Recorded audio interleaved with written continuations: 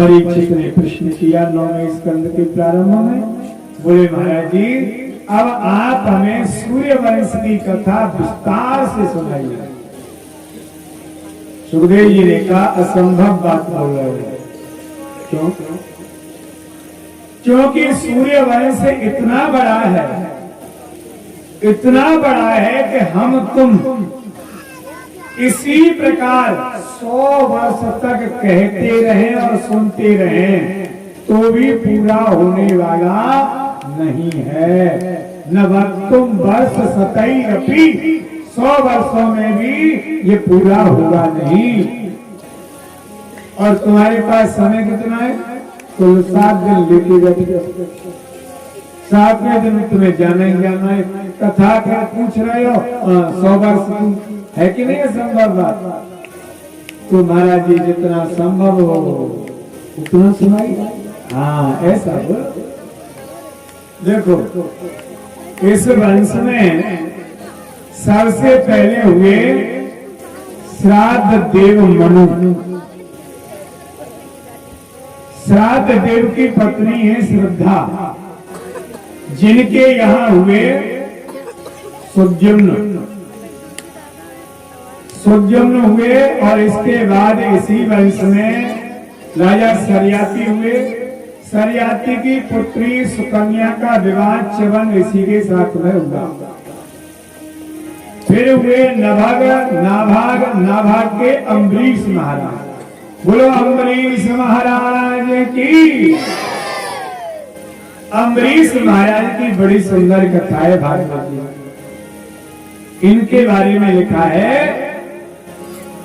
कि सवै मनः कृष्ण पदारविंदयो वचांसि वैकुंठ गुणानुवर्णने करौ हरेर मंदिर मार्जनादिषु श्रुतिं चकारात् चुकसत कथोदये। इनका मन सारी इंद्रियों सहित कृष्ण पदार बिंदयो, भगवान कृष्ण के चरणों में लगा हुआ था। करौ हरेर मंदिर मार्जनादिषु, भगवान के मंदिर को अपने हाथों से झाड़ते हैं, बुहारते हैं। उनके बर्तनों को अपने हाथों से साफ करते हैं। पूरी पूजा भगवान की स्वयं। इन्हीं ने कहा आप इतने बड़े राजा हो, चक्रवर्ती सम्राट हो, ये झाड़ू पोछा बर्तन कोई भी सेवक कर देगा। आप तो केवल आरती कर दे, भोग लगा दे भगवान का, हो गई पूजा। अम्बरीश महाराज ने कहा मेरी सेवा चाहे जो करे, पर भगवान की सेवा मैं करूंगा। तो मैं सेवा करूंगा, स्वयं सेवा करते ठाकुर। और इनकी सेवा में नारायण ने चक्र को लगा दिया था। आदेश मिला था चक्र को कि अम्बरीश के ऊपर कोई भी संकट आवे उसे खत्म कर दो, मार डालो। चक्र लगे थे सेवा में और ये लगे हैं ठाकुर जी की सेवा। एक बार इन्होंने एकादशी का नियम लिया 1 वर्ष तक का। 1 वर्ष तक जितनी एकादशी आवेंगी सबको व्रत करेंगे और उसके बाद उद्यापन कर देंगे। पूरा 1 वर्ष निकल गया। वर्ष के अंत में एकादशी आई। द्वादशी तिथि के दिन दुर्वासा पहुंचे। अपने 10,000 चेलाओं को लेकर के बोले राजन आज हम तुम्हारे यहाँ भोजन करेंगे। ये महाराज बड़ा सौभाग्य है कि आप मेरे यहाँ भोजन करेंगे। नए शिष्यों के पधारिए, आपका स्वागत है। मध्याह्न काल का स्नान करने जा रहे हैं, तैयारी करो। ये महाराज चले गए स्नान करने। अब ब्राह्मणों ने क्या कहा अम्बरीश से, महाराज आप पारायण कर लें। क्योंकि त्रयोदशी लग जाएगी, और जब त्रयोदशी लग गई तो पूरे जो वर्ष का आपने संकल्प लिया है बेकार हो जाएगा। द्वादशी में ही पारायण करना है आपको।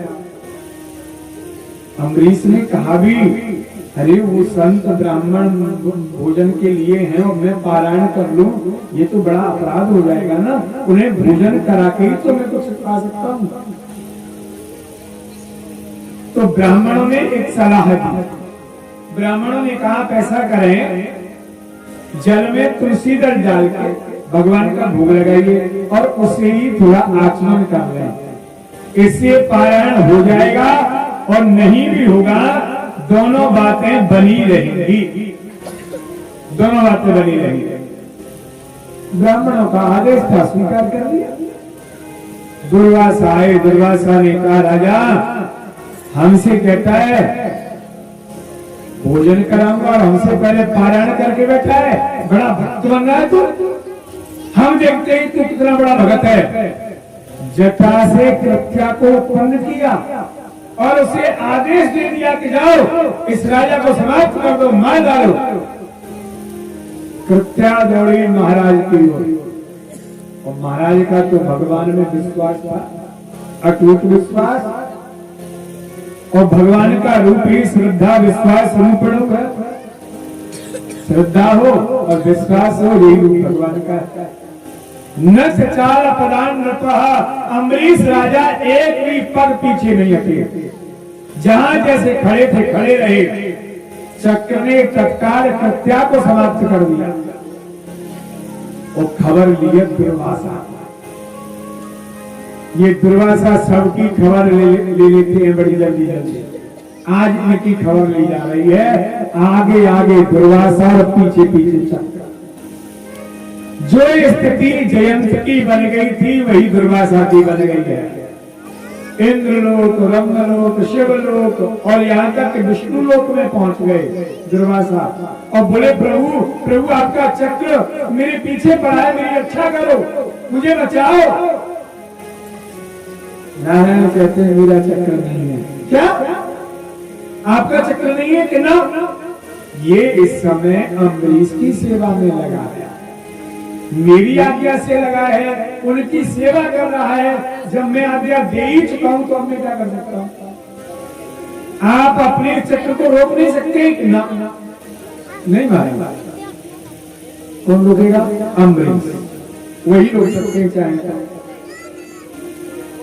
असकाय को दौड़ लगाई, हम नहीं क्षमा मांग रहे थे, अब जाके मांगे। दुर्वासा आए दौड़े दौड़े राजा के चरणों में गिर गए, बोले मुझे बचाओ राजा। राजा खुद चरणों में गिरा, प्रभु क्यों पाप चढ़ा रहे हो, आप संत हैं, ब्राह्मण हैं और मैं। हाँ अरे वो बात बाद में होंगी, पहले जान तो बचा। अम्बरीश ने निवेदन किया, हे चक्रदेव ये अपनी भूल स्वीकार कर रहे हैं, क्षमा कर रहे हैं, निवेदन है। चक्र वहीं के वहीं रुक गए, वही और अम्बरीश की रक्षा हुई, रक्षा की। सज्जनों, भगवान का हमसे अपराध हो जाए, भगवान सहन कर लेते, कोई बात नहीं है, जीव है, अज्ञान है। पर यदि हमारे द्वारा किन्हीं भक्त का अपराध हो गया तो भगवान सहन नहीं करते, सकते ही नहीं करते। हमें चाहिए हमारे द्वारा किन्हीं संत का, भक्त का अपराध न हो जाए। एक दृष्टांत सुनाए। एक जंगल में एक बाबा रहते थे, कुटिया बना करके वही झांझ मजीरा लेके कीर्तन करते, सीताराम सीताराम सीताराम कहिए, जय विजय के राम कहिए, ऐसे। वहीं उनसे थोड़ी दूरी पर एक वेश्या की कुटिया थी। बाबा अपना कीर्तन करते हैं, वो भी अपने कार्य में रत है। उस वेश्या ने उन लोगों से कहा कि उसके पास जाते थे, ये बाबा बड़े कान खराब करता है, सुबह से लेके शाम तक वही ध्यान मजीरा बजते ही रहते। आप लोग कुछ ऐसा करो कि ये बाबा यहाँ से भाग जाए। उन लोगों ने कहा बाबा की कुटिया में आग लगा देंगे, अपने आप भाग जाएगा। क्या बड़ी बात है, लगा दो। उन लोगों ने मिलकर बाबा की कुटिया में आग लगा दी। बाबा अंदर बैठ के कीर्तन कर रहे थे। जैसे गरम गरम लगा तो बाबा ने देखा कुटिया जल रही है। बाबा निकल के बाहर आए। उन्होंने कहा प्रभु बड़े दयालु, मैं सोच रहा था कुटिया जीर्ण हो गई है, अब नई बनवाई जावे, बड़ी कृपा की। सोच सोच के रह जाता, चलो कल देखूंगा, फिर देखूंगा, अभी काम चल रहा है, इसीलिए आपने आग लगा दिया कि हम नई बनवा ले, है ना। बड़ी कृपा। बाबा को कुछ नहीं बोले, बाबा को कोई दिक्कत नहीं है, पर भगवान कहां से निकलने वाले। भगवान ने तत्काल पवन देव को आदेश दिया और कहा पवन देव दौड़ो, शीघ्र दौड़ो और इस वेश्या की कुटिया में आग लगा दो। पवन देव के आज्ञाकारी तुरंत दौड़े और वेश्या की कुटिया में आग लगा दी। उसकी कुटिया जलने लगी। अब बाबा की कुटिया में तो लोटा सोटा लमोटा यही थे, ज्यादा सामान ही नहीं है, पर उसके यहाँ तो सामान भरा पड़ा है। कुटिया जलने लगी है, बड़ा लोग आए, बाबा के पास आ गए, कहने लगी बाबा जी मोड़े लज्जा नहीं आती, तूने मेरी कुटिया में आग लगा दी, मेरा कितना नुकसान हो रहा है, सारा सामान मेरा जल के मेरी आंखों के आगे राख हो रहा है, तूने मेरी कुटिया में आग क्यों लगाई। अनाप शनाप बकने लगी वो अपने हिसाब से। बाबा सुनते रहे, सुनते रहे, सुनते रहे, मुस्कुराते रहे। जब वो थक गई ना बोल बोल के, तो बाबा ने हाथ जोड़ के कहा, अरे भाग्यवान तुम मेरे से काहे को लड़ रही है, ये तो यार यार का झगड़ा है। तेरे यार ने मेरी कुटिया में आग लगा दी और मेरे यार ने तेरी झोपड़ी फूंक दी, मेरे से काहे को लड़ रही है।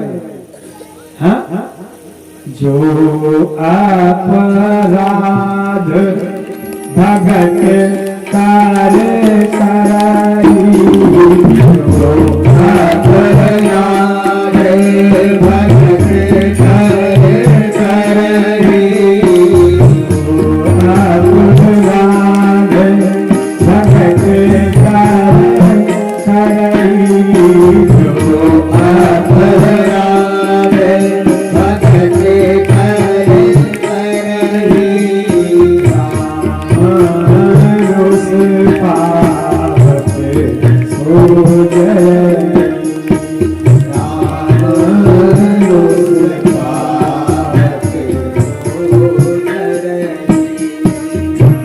भगवान का सवाल कैसा है,